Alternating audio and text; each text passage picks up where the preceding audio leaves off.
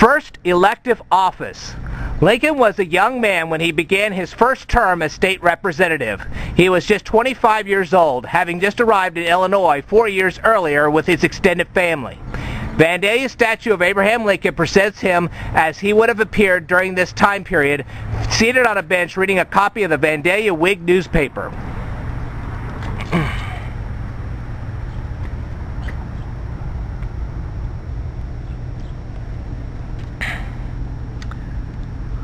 On December 1st, 1834, Abraham Lincoln entered the state capitol that stood on this site.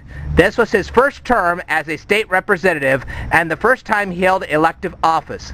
The Abraham Lincoln that began his political career on that December day was not yet the national hero that is brought to mind with the mere mention of his name. He had spent his life in Kentucky, Indiana, and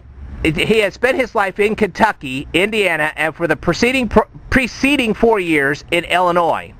Lincoln had moved to New Salem just 3 years earlier. Many historians believe that Lincoln's early interest in the legislature was, in part, due to the fact that it paid better than most other pursuits available to him. By serving in the state legislature, Lincoln rejected once and for all the backbreaking labor of sustenance farming as practiced by his father, Thomas Lincoln. Young Abraham had detested farm life in Kentucky and Indiana, and the Illinois legislature offered him a proven path to self-advancement.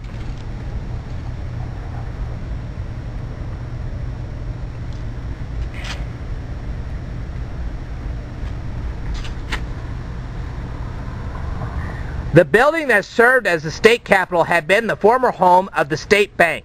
This building became the capitol after the original capitol of Vandalia burned in 1823.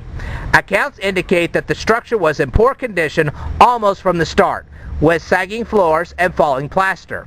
Sessions of the legislature were held during the winter, so they did not interfere with agricultural activities. This practice meant that the weather would usually be cold and inhospitable while the legislatures were in session here. Lincoln's first term in the legislature was a turning point in his life. He was one of the 55 House members, 36 of whom were in their first term. He first met his lifelong nemesis, Stephen Douglas, here. Douglas was a first-term representative from Morgan County.